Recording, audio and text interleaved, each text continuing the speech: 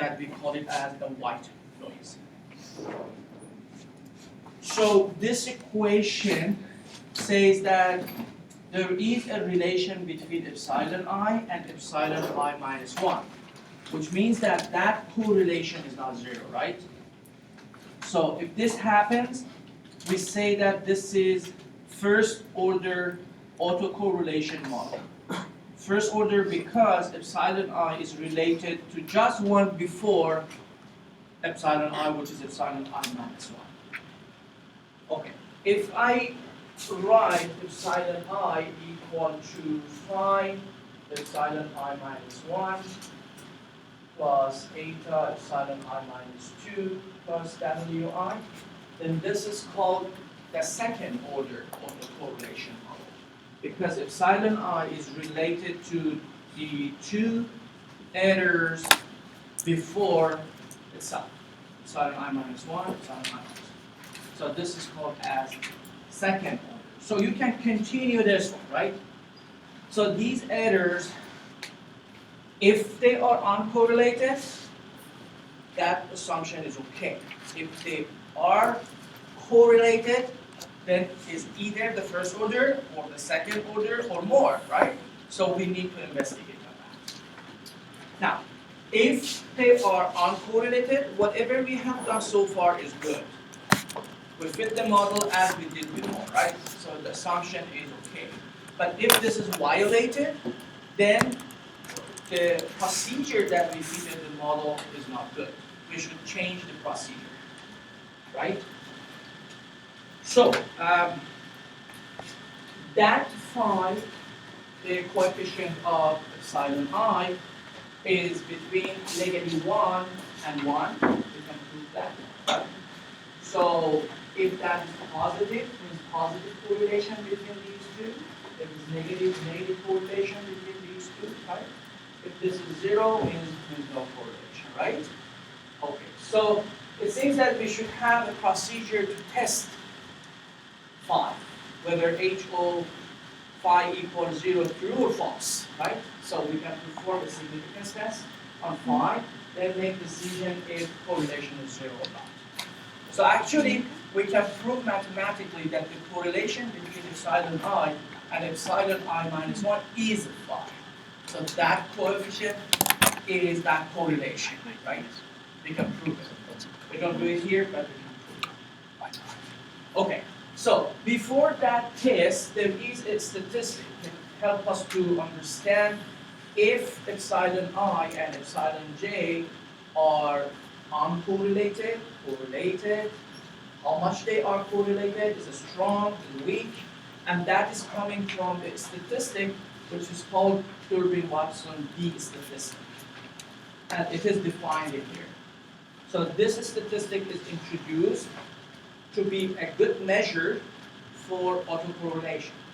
Now, if you look at the structure of this statistic, you see that this is epsilon I minus epsilon I minus 1/2.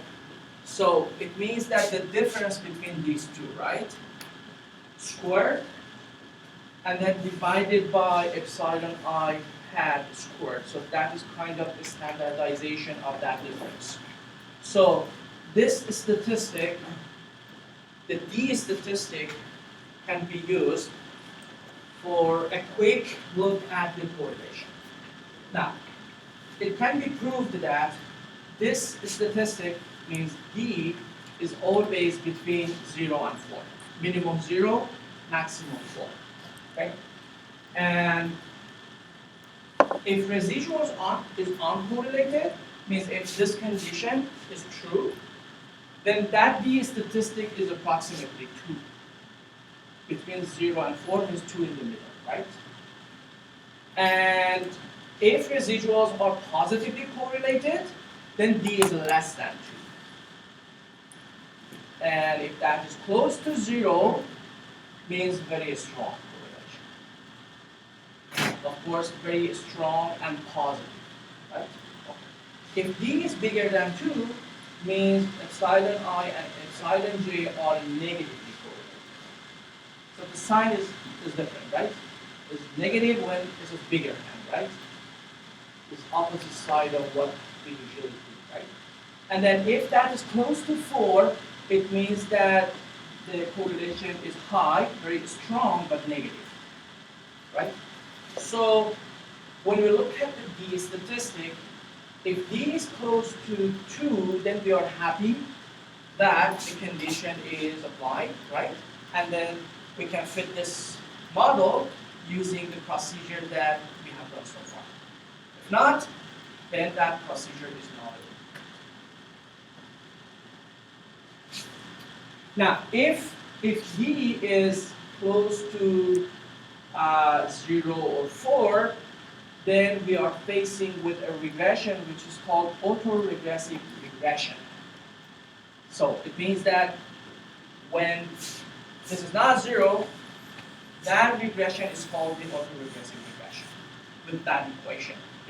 If this is the relation between the errors, first order autoregressive regression, if this one is applied, then second order, third order, or more, right? You can prove that this is phi squared. But we don't want to prove anything in here, right? So to understand the concept of the autocorrelation here, now we want to practice on one example, okay, to identify the Durbin-Watson statistic, okay, and see what we can do about autocorrelation and autoregression. So look at page 425, please. There is a data set.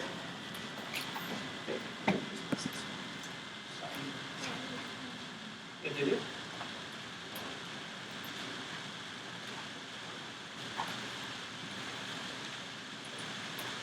All right. The data is the sale of 35 data. Let's have a look at the data first.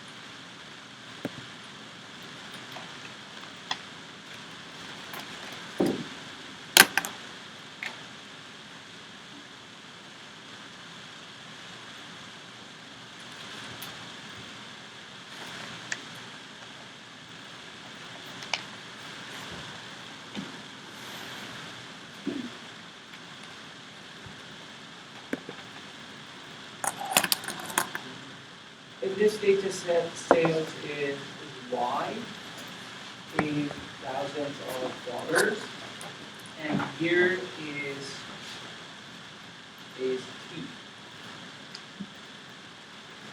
So you have T here, sales, and we don't need to visual because we can do it. So T here is the predictor, and sales is the response rate.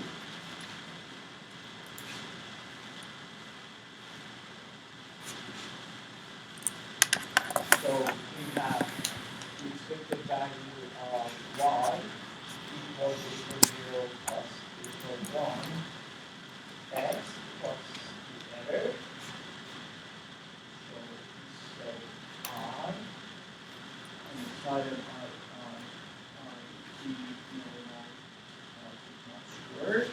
and then we have a question mark here. We don't know about the correlation between the side. So here yi is the sale, and xy is equal to t is here.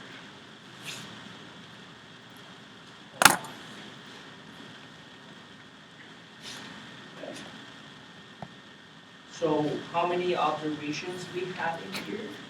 We have n equal to 35, so I1, 2, up to n equal to 35 observations on x and y. So what we do first, we just see how much is the Durbin-Watson statistic. Okay? We start with this one to see if the errors are correlated, uncorrelated. This is the checkpoint that we should do.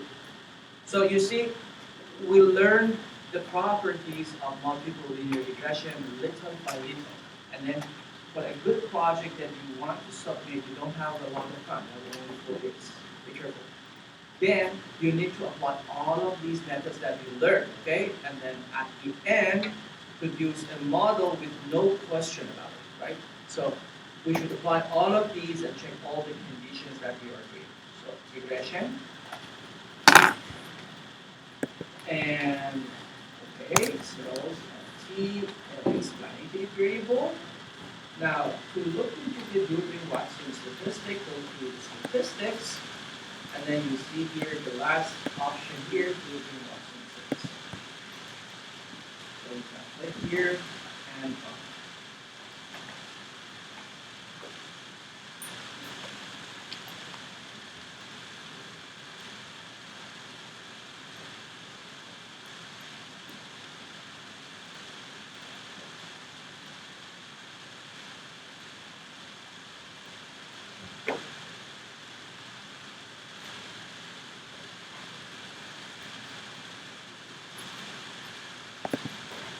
okay, so here is the fitted regression model. We can look into the graphs for residuals, significance tests, whatever. But there is one little box in here about the Durbin-Watson statistic, which is 0.821, number of observations 55, first order autocorrelation. That is the role. That is the role, the correlation between epsilon I and epsilon I minus 1. Okay? That is actually the phi that appears in this equation. Epsilon I is phi times epsilon I minus 1 plus the white error, white noise. White noise means the error that we cannot control, right? So that coefficient is the correlation between epsilon I and I minus 1. So the estimate of this correlation is equal to here, 0.59, right, which is positive correlation, right? And that is less than 2, right? And the difference between this number and 2 is large. It's even less than 1, right? So it indicates a high autocorrelation, positive, right? So Durbin-Watson here, P suggests a positive autocorrelation. Positive first order autocorrelation.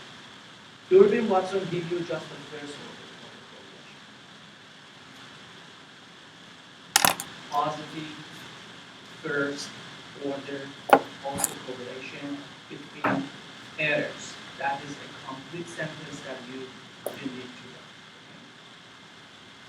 Positive first order autocorrelation between the errors. Okay. So now this fitted model is field condition, right? So what should we do? It means that when you perform a significance test, it's not reliable, right? When the confidence interval is not reliable. Even some measures of residuals that we do for outliers that are skewed and hook distance, right? Will be affected by this correlation. Okay? So now we should fit another model. We should fit a model like this, okay, with that assumption, right? So I put this one in a bracket like this. EYI equal to 0 plus 1 together with the condition that we have this equation. And now the model has another condition. So we are fitting both of them simultaneously.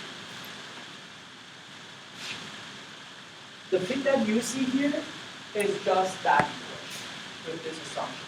Now we fit this graph.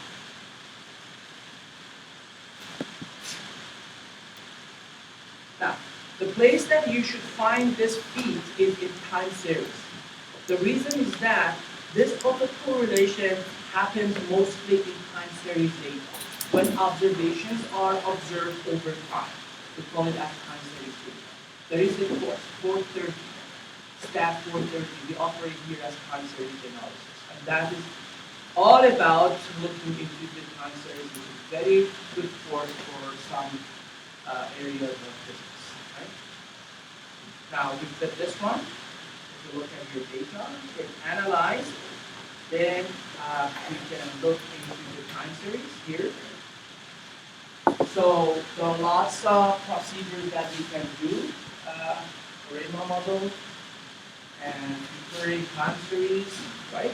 One of them is regression analysis with auto regressive error, this one, right?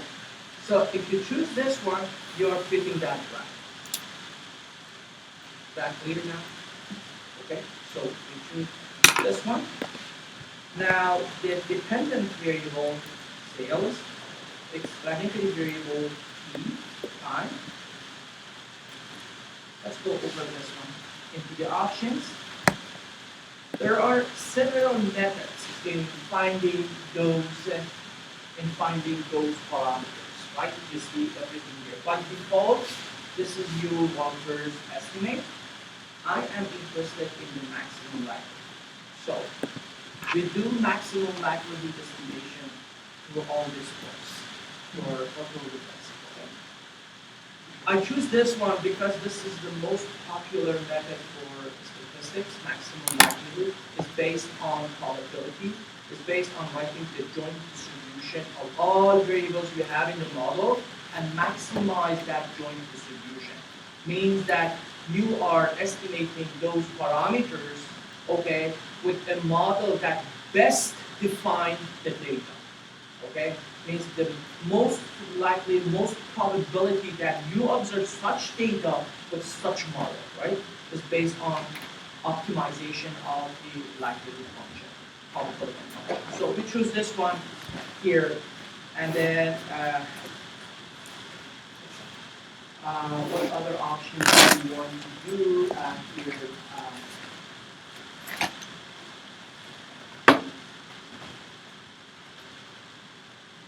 Okay, the statistics here, Durbin-Watson statistic is the one that we want to know. So we have Durbin-Watson statistic, but when you choose this one, that will give you after using the autoregressive. You will compare the two Durbin-Watson statistics there. Okay?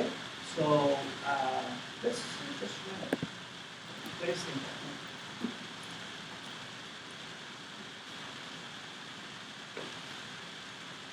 Okay?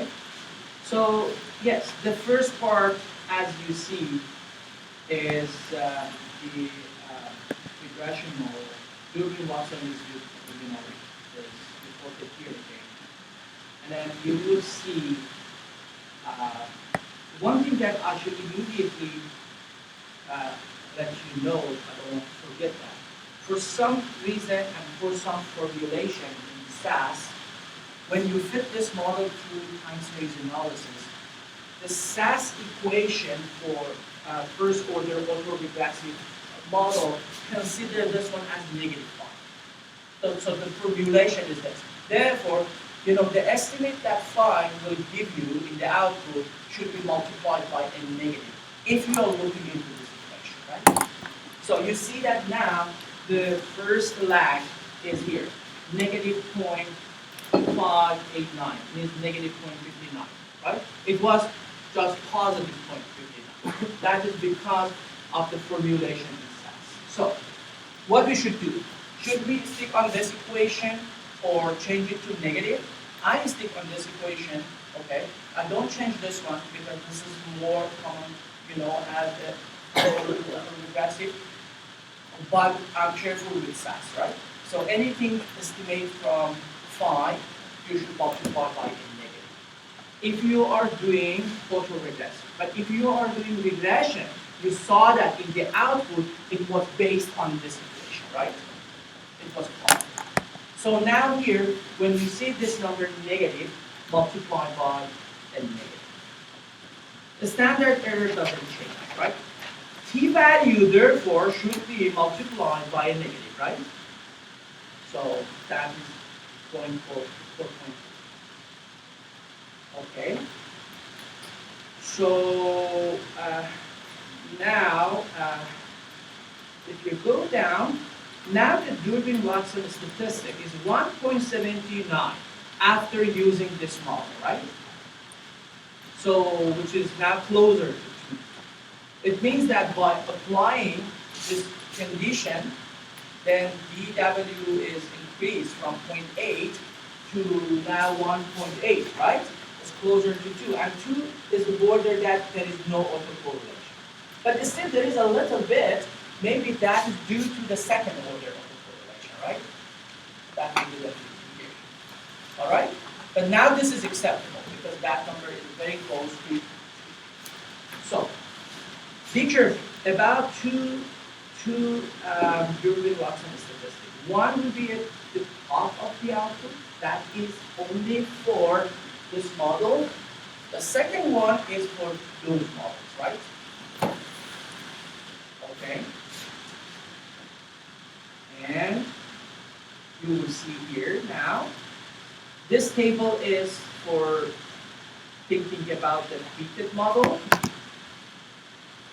So you will see that now the intercept is this number, beta 0 hat, then beta 1 hat, and that is negative 5, right? That is negative 5. So when I want to write the repeated model, I write it in this way. E of y of hat is equal to is 0.4055, right? Then plus 4.2959 times xi is now, right? I. And this one is epsilon I hat equal to then 0.573 7 times epsilon I minus 1 hat. There is no white noise if you want to write this.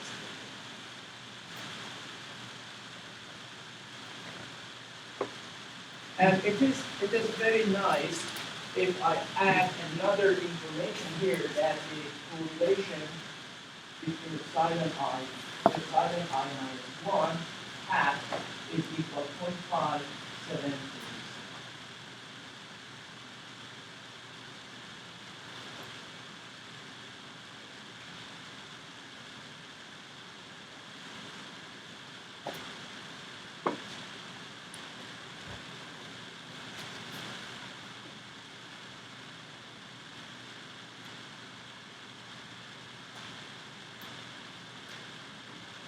Okay, the Durbin-Watson statistic, we didn't perform any significance test for it, right?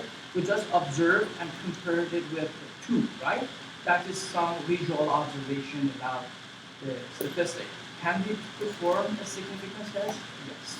So the question is the first order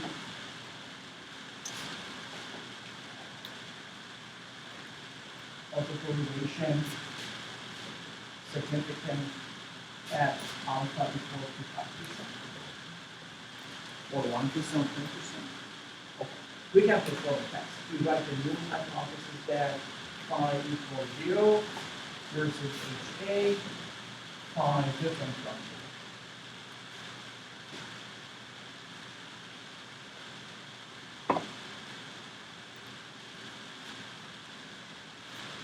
Okay, now the test statistic is p-value for take on 1 orthoprogressive order 1. The p is this number, but I said it's multiplied by 4.02. 4.02, and the p-value is equal to 0.0003. So this p-value is very small. And for page 8. Therefore, so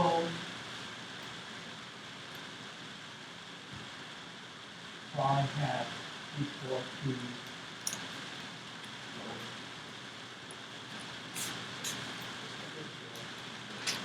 so the first order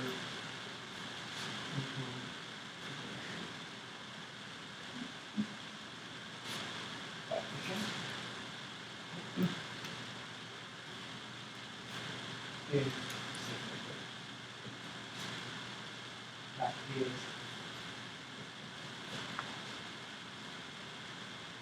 epsilon I and epsilon I minus 1 has significant correlation.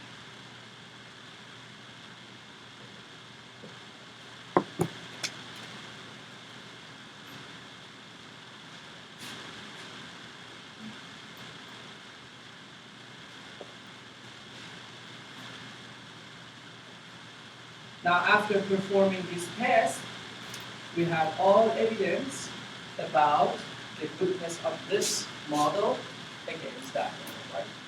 So between this and that, we prefer this model. Because this model controls the autoregressive correlation.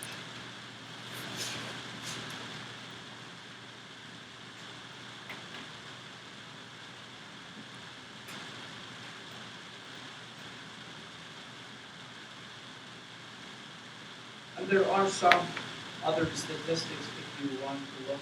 Of course, we don't study the time series analysis here, but there are lots of information, and SSE, MSE, SBC, MAE, mean average error deviation,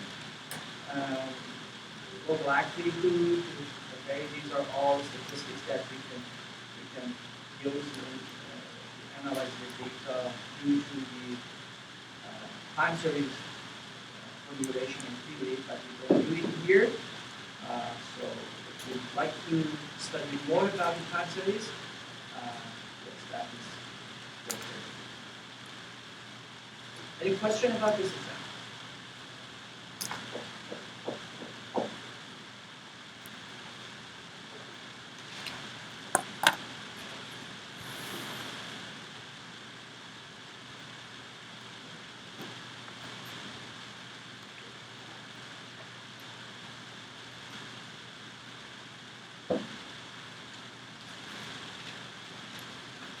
Okay, there is a note that I want to mention again. In my class note, I mentioned that if there is any correlation between the errors, then if we fit this model and ignoring that autocorrelation, then what will happen is that the standard error of this estimate will be smaller. And then what will happen if this is small? Look at the theory here. So you are testing about beta 1, right? So the test statistic for beta 1 is beta 1 hat divided by the standard error of beta 1. That is the formula that we introduced in very first chapter for testing FRI. Now, if this standard error is underestimated, then that will be large, right? So if that fraction is large, then the p-value will be very small. If p-value is very small, then that will be in favor of the alternative, right? So you may make a wrong decision then. So I want to show you in this output here that if this is correct or wrong. You see, before fitting the auto regression model, what was the standard error of T? It was 0.1069, right? 0.1069 means that this denominator is 0.1069. To produce this statistic, how much is that? 40. 40, right? Now, when you fit the autoregressive regression, the standard error of that t now is 0.18 for 1, right? Is larger, right? That caused the t-value to become 23 instead of 40. So now you see the effect of autocorrelation.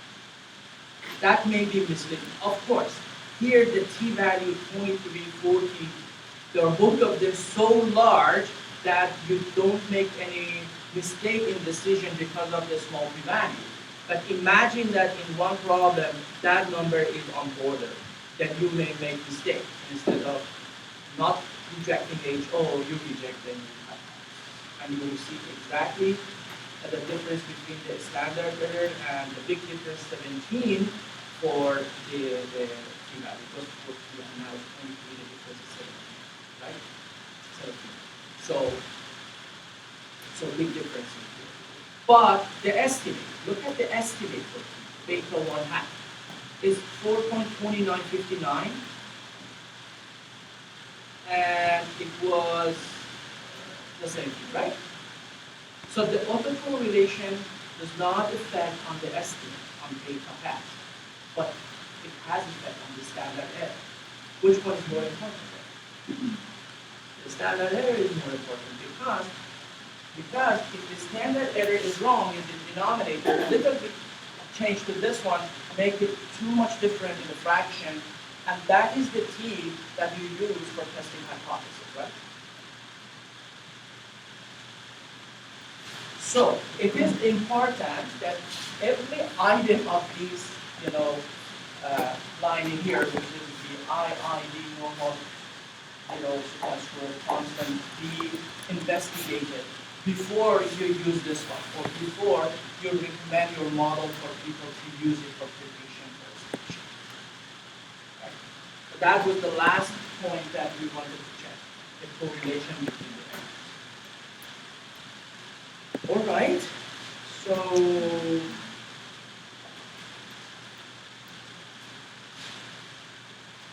one thing more before I move to the next example. I think the previous regression. That was the regression that I did without autocorrelation, right?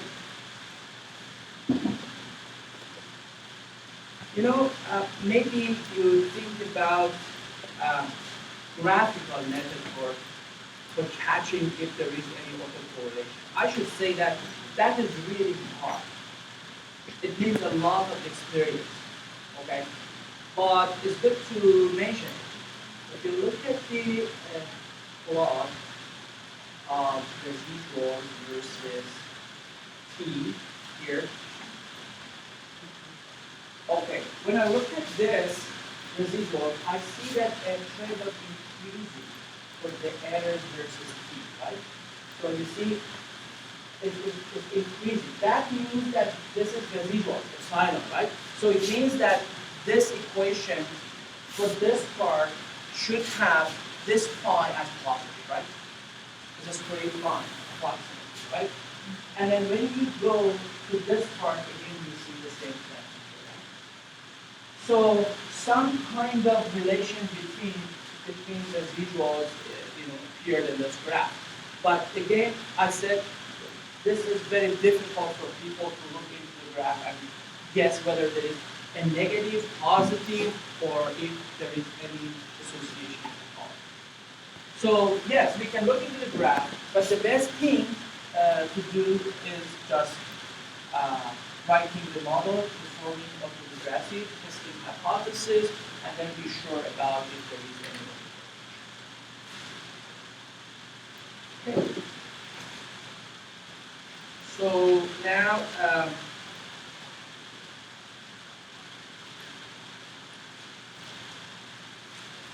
okay, let's do number 44, page 455. This is the practice that you want to do here.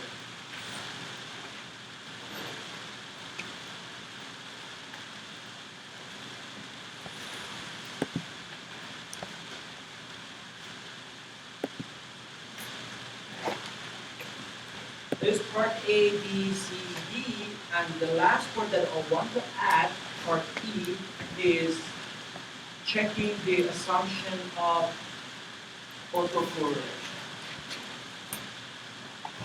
Checking the assumption of autocorrelation and solve it if it exists.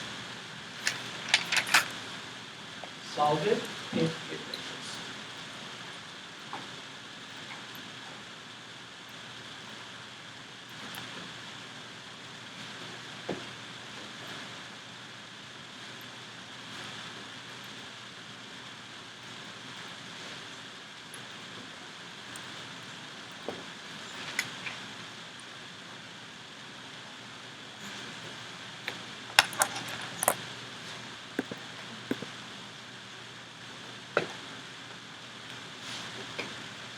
But the data is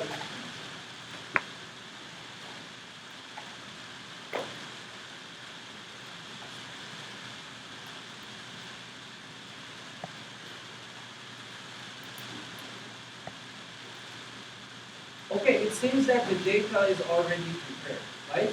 You have the indicator variables for quarter 1, quarter 2, quarter 3, right? So this is another example of time series data. Right? Sometimes the data are reported for each year, sometimes reported for each quarter. So now, quarter 1 is x1, quarter 2 is x2, quarter 3 is x3, and then everything will be compared to the base quarter, which is quarter number 4, right? Okay. So what you should do, fit the model to the data given in the model. Okay. So we do some more, okay? We fit it and look into the graphical method to have any outliers. We want to practice more than what is written. Okay. So analyze, regression,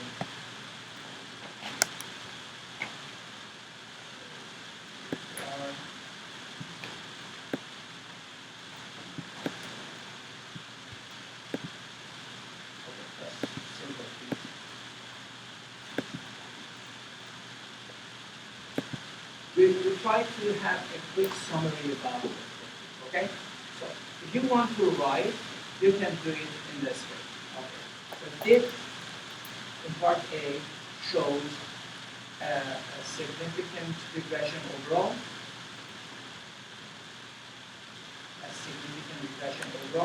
in bracket, the value less than 0.001, right? 0.001. The first thing. This is one comment that you can say, right? The R score adjusted is 0.7513, indicating a rather good model for explaining the variability of, is that quality the response variable?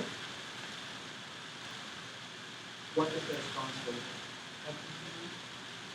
What's that, sorry? Yes. Okay. So as able to explain 75% or 0.7513 of the rate. So this is one point that will catch my eye in the second table. And in the third table, you see that only quarter 3 is significant. Only quarter 3 is significant.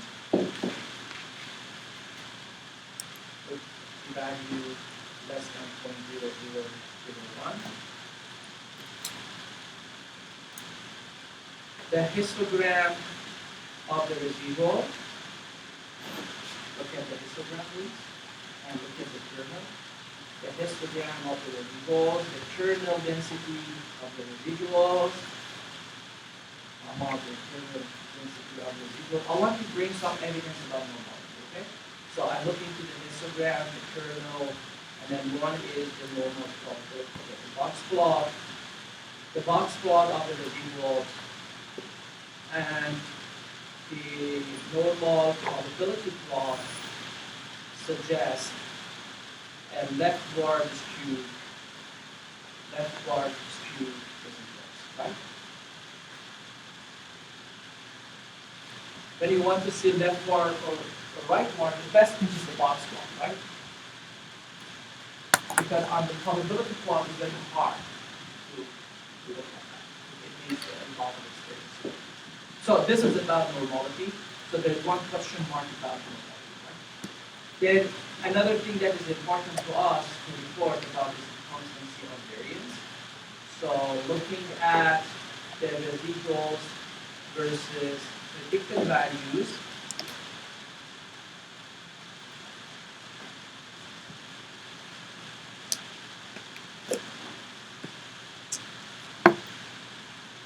there is some evidence of increasing of variability by the predicted values, variability of the variance of the residual or residual variance by the predicted values. So two problems, right? Here. Two problems here. The R student graph shows two outliers. Look at the R student graph, please. You see two outliers here.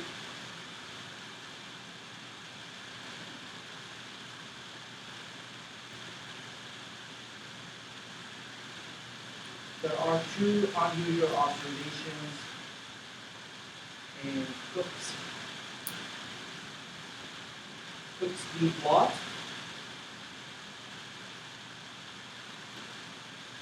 which indicates influential observation on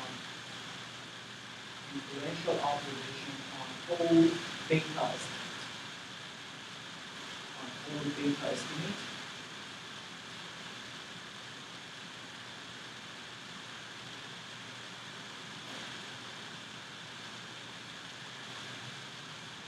R student versus the leverage plot.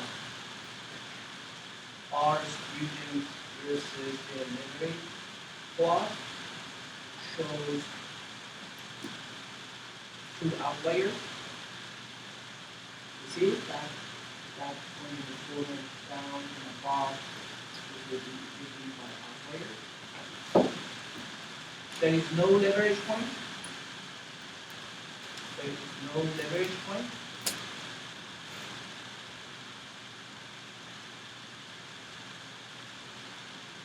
Residual versus quantile or Q2 plot. Q2 plot confirms the two outliers. You see one here and one down there. 1 and 2. So it's far from the other points. Confirms the two outliers.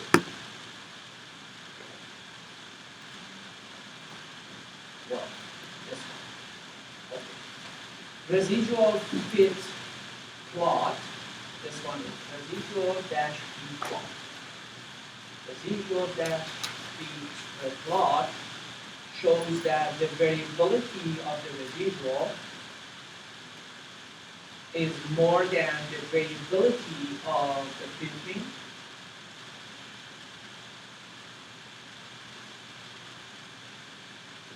Which is unwanted. That is another problem with the model.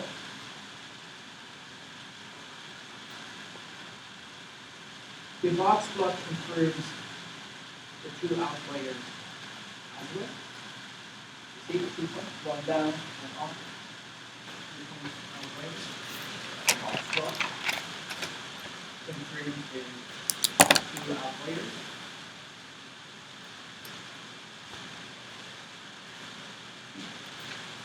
DF fits plot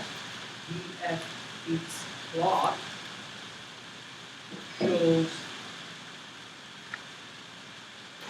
two influential points on the fitted values of repeated values. I think you can even mention this. Observation 7 and 11. You can even mention the numbers on this. And going down. BF Berthalas plot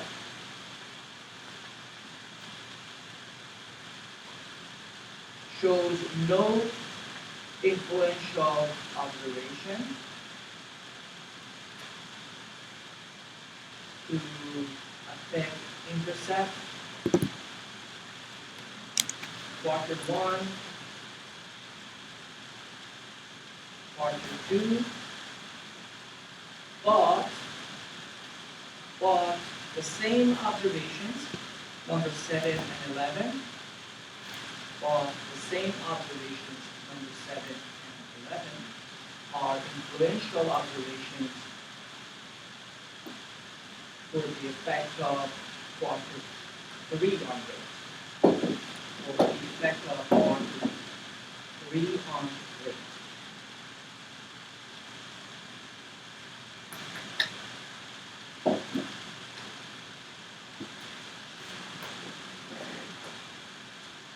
Residuals versus quarter 1, quarter 2, and quarter 3. Again, suggests a possible violation for constants of variance.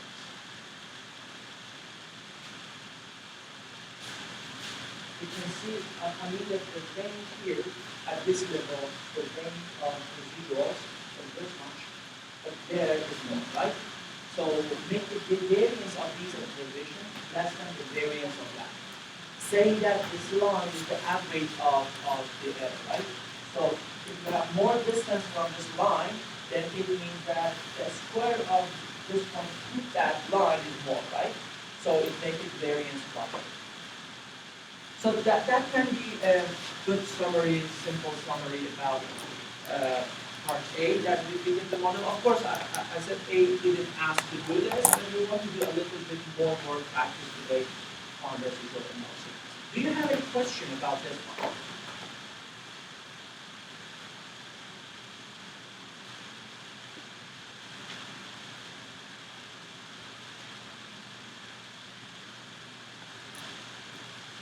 So B, what do you think about B? Read part B and make a suggestion.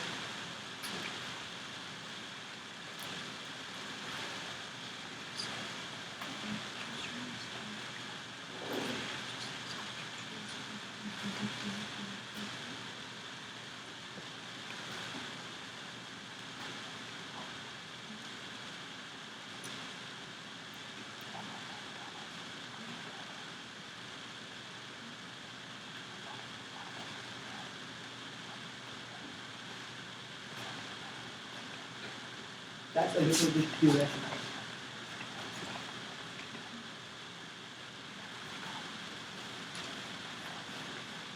Okay, rate.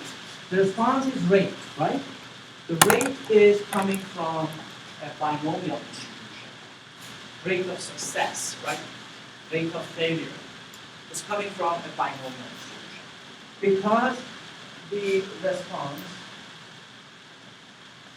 is rate, it is related to a binomial distribution.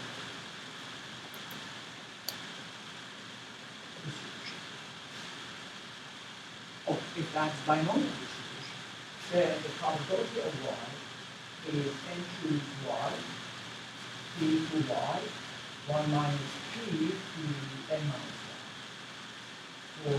For y equals to 0, 1, that is the distribution of y.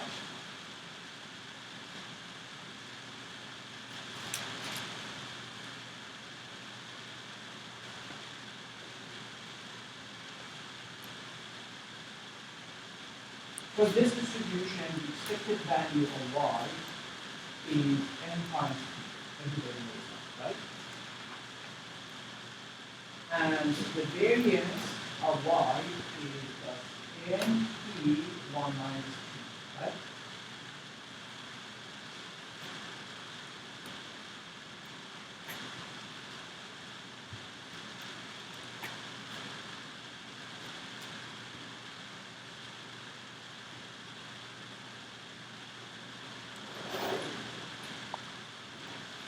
So variance of y is 1 minus p times the expected value of y, right?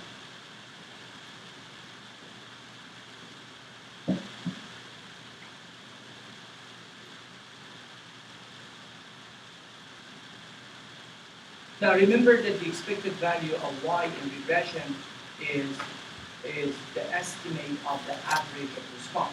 And that's the fitted value, right? So we are talking actually about the fitted value. So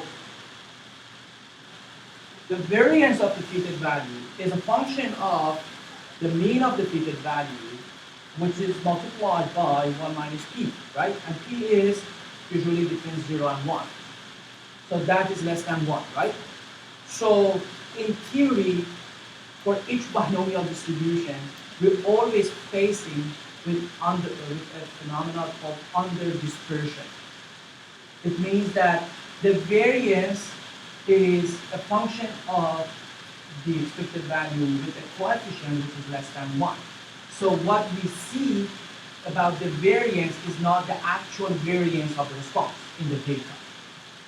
So because of this theory and because the response is rate, our expectation is that that variance should not be constant. And then we saw in graph. So my answer to part B would be because of the fact that response variable is rate,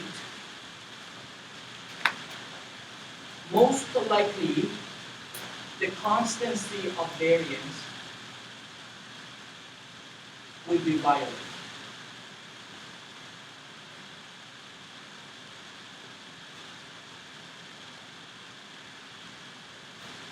You remember that I said this variance is constant with respect to what? With respect to explanatory variable, with respect to the linear predictor, but now it's not. It's a function of EL1, right? So it's not constant. If it is constant, it shouldn't be something like this in here, right? Like normal. In normal, you have mu and sigma squared, right? Sigma squared is not a function of mu. Therefore, there is no, reason that we say by theory we can say we have always over the square. So if you have a binomial distribution or rate, you should always, expect some kind of, violation to constancy of variance. So most of the time for rate data or for count data, okay, this is the rate data. The count data is coming from Poisson distribution. For Poisson distribution, we have the same problem. We have over dispersion. There's an under dispersion. For Poisson, we have over dispersion, right? So variance usually is not constant for count and for rate. So that is the answer to part B.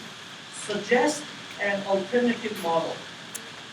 So, okay, based on B and graphs that we saw, the box plot, the zebra plots, we have some concern about constancy of variance and normality, right? So what do you suggest in C? What alternative model do you suggest? We should do transformation on what, right? In that case, in part C, we suggest to use a transformation on what? To stabilize the variance and return the normal. So what transformation do you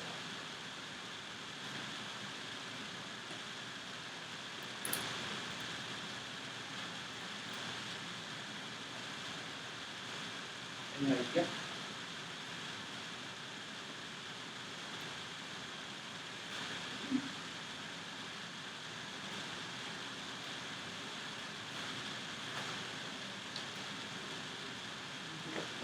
One here, about box Box-Cox transformation. Okay, please do. That's the Box-Cox transformation. So here is the data, and apply Box-Cox transformation. See what should be the transformation rate. Let me see how can we fit this.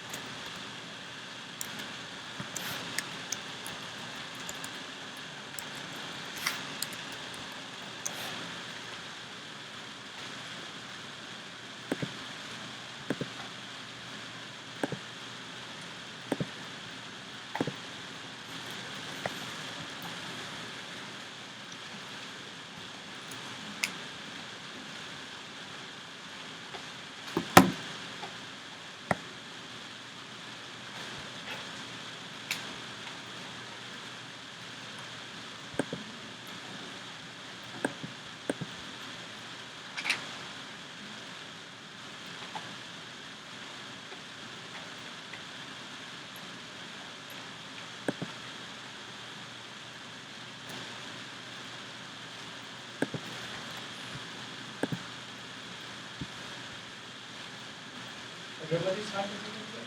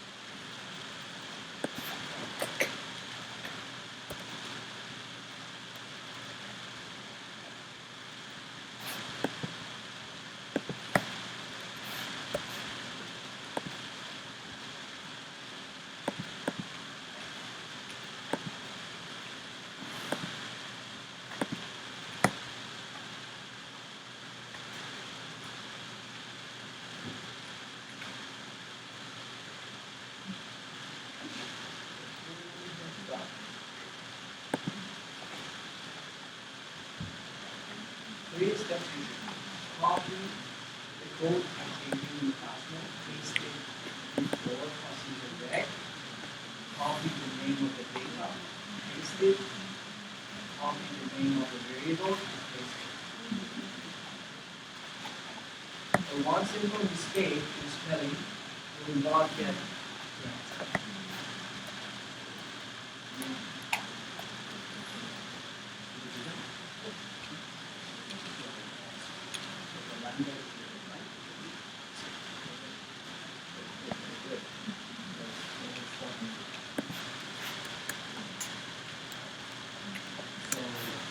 wait until everybody try and then get the job done. So if you want to do it good, yeah, I think it's something like that. Good.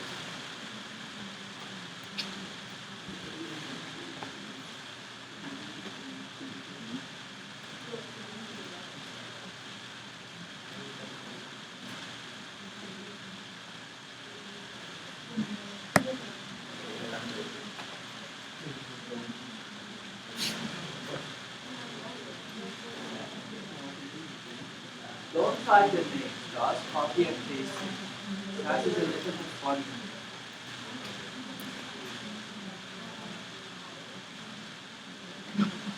So because we have three Islamic variables, we copy the names, renames, and paste it in the identity. There should be a space between quarter one, quarter two. I use space on the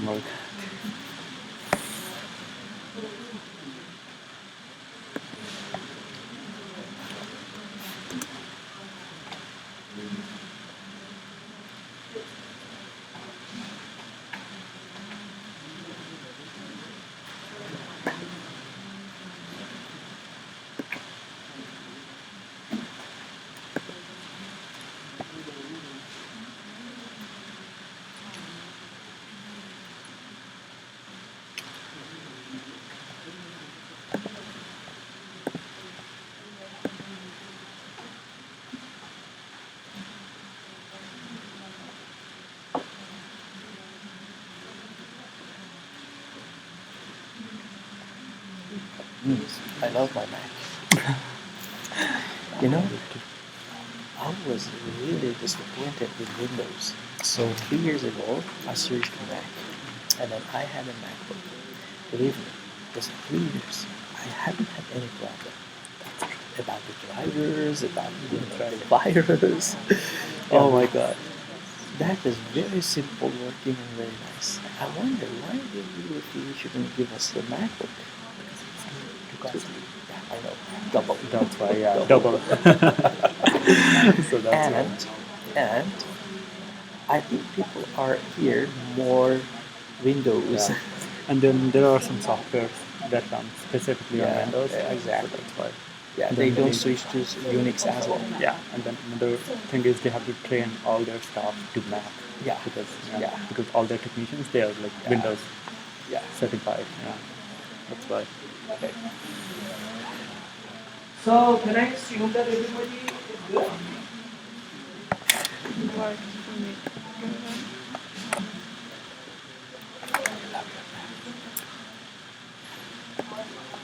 Remember,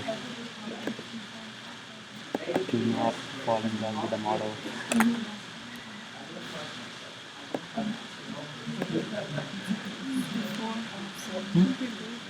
Yeah, see, it's QTR1, QTR1, QTR2, QTR3, and then upstate, and then all those work out so temp table Back sort of. again and again and again.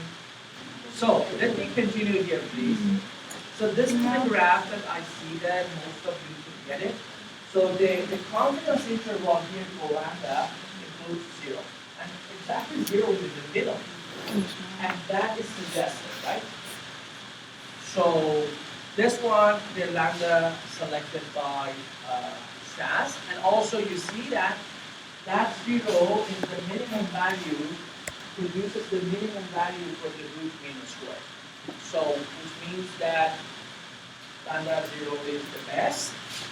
So considering lambda 0, then you see the estimates are here, right? So now we report the fitted model. So, okay, write the fitted model in this way.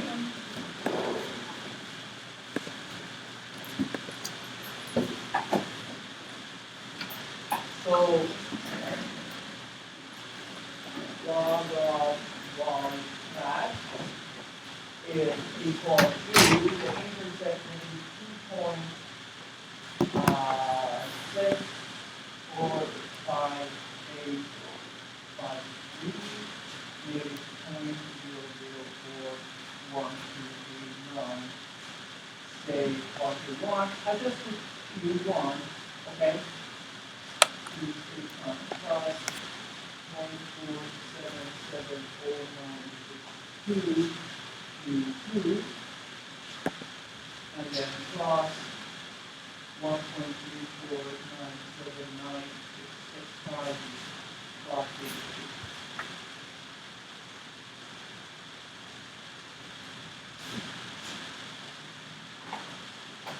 So you see in quarter one, comparing to quarter four, because quarter four is the base, right? So comparing to quarter four, quarter one decreases the log of rate, right? Decreases the, because here is negative. Decreases the log of rate. And because log is an increasing function, okay? When log is increasing, y increasing, right? When log is decreasing, y is decreasing, right? So that is true for any increasing function. So log is increasing function. Now, comparing to quarter number four, you see that quarter two increased the rate, right? So quarter two is the same. But only quarter one is against the quarter four, so reduced the rate. All right. So now the R square adjusted is 0.76. It's a little bit more, not too much more, right? It was 0.75. Now it's 0.76. And now you see quarter 2 and 3 are significant, but not quarter 1, right? Before, only quarter 3 was significant. Now, quarter 2 is also significant. That is the difference, right? So you can look into the difference because you transfer the data for some purposes, right? So that is the report. R square adjusted is not changing very much. Now quarter 2 is significant, but it was not before. Now look at the graphs. So you want to produce graphs. You need to go to the input data, produce log of rate, and fit the new model, right?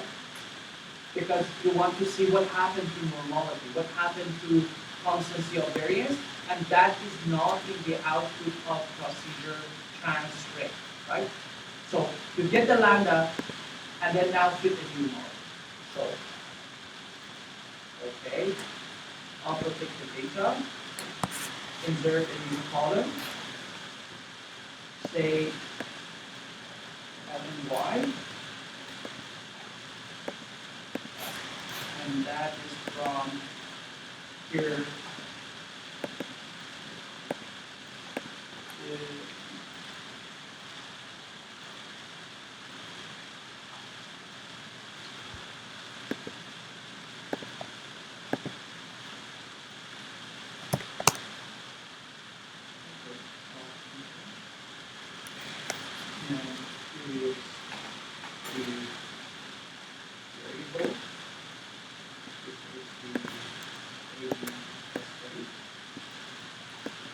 now we have a log of what here.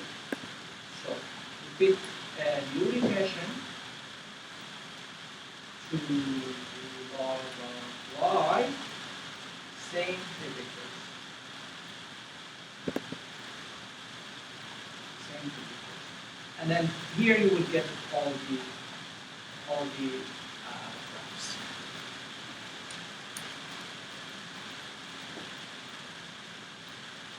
Okay, now you see the coefficients over there is the same as in here. Okay? But you got it from the transfer procedure. So you can use this one or that one, doesn't matter. But we did this one because of this graph. Now the graph is better, right? The kernel density is closer to the normal distribution. Now you look at here, it's much more better. Much more better. You can just put it side by side. So let me bring this one. If I just look at that one was before, right? And this one was before. Look at here, small variability, large variability. Okay, now compare with this one. So constancy of variance is improved. You can write it. That is the consequence of using Fox transformation, right? the constancy of variance improved.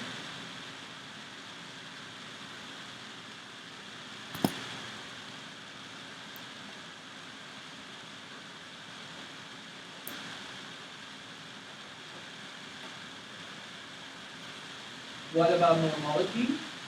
Normality still is a leftward dispute. Okay? There is no guarantee that for any data set, box-box transformation can do something. And you will see that. If you cannot make it, we use some other method, like Bayes regression. Okay? Non-parametric regression that you will study, right? But we want to make the model, as good as possible. Now, constancy of variance is okay. But I should tell you that the ANOVA table that you have performed, global F-test is very resistant for normal. Means constancy of variance is more important for F-test than normal. Okay? So with this improvement, that is okay. All right, but still there is a problem, right? And that's it. And again, you see here the constancy of variance in these graphs are also improved. So that is the answer to part C. Okay, we just did part D as well, right? Just did part D as well. And R square doesn't change a lot, right? That's 1% or less than. Now, the next part that I added was looking into the autocorrelation, right? Okay. So this is part E that I added. So this is the simple linear regression that we did before. Just modify task, and then in statistics, add Rubin-Watson and run it. Don't replace it. Means the first regression that you did, you can bring it from here, double click, go to modify task, and then in the statistics, then Rubin-Watson statistics. Now how much is that? 1.7. It's close to 2, right? So Rubin-Watson statistics close to 2 is 1.7. It seems that there shouldn't be violation to uncorrelated errors. There shouldn't be any violation to uncorrelated errors, but we will test it. So how to test it? Bring the data. So bring the data. We want to do autoregressive regression, right? Okay? So this is the data. We go to time series. And then in time series, we select the regression analysis with autocorrelation. Then, which one do you want to select? Do you want to select the log or the log one? Because the log one includes some, workouts. So the log one, and then the log two. Okay? And options maximum likelihood. And okay. So Rubin-Watson for log was even more. What I did for 1.7 was for just 1, right? So for log of 1, now Rubin-Watson is better. 1.9, that's very close to 2, right? So that is it. And now when you look at the second part, you see after fitting the auto-regressive regression, it's still 1.9. So no improvement in DW. Okay, no improvement. And when you look at the AR1 here, that is interesting. AR1 here. How much is the phi? How much is that correlation? Phi is positive, right? It's positive, but very small positive. And the Durbin-Watson statistic was below 2, just a little bit, 1.9. So both of them showing the same thing, right? And now, the test statistic for phi has a p-value very large, which highly supports the null hypothesis, right? So it means phi is 0. When phi is 0, it means that epsilon I equal to phi epsilon I minus 1, that phi is 0, means that equation will be eliminated.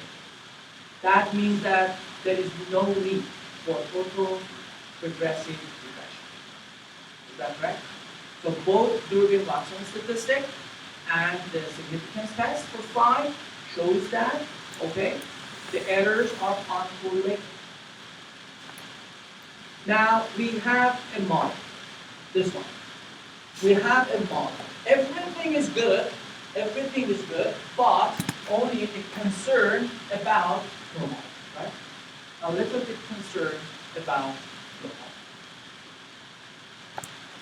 And because, as I said, the ANOVA table test is resistant to normality. If you don't have normality, then that F-test, has a small, the power is low, but it still is a good test we can do.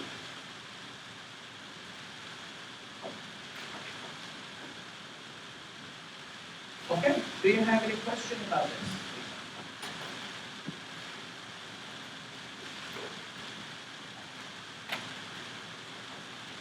All right, so we are done here. Therefore, next week we'll start a case study. Page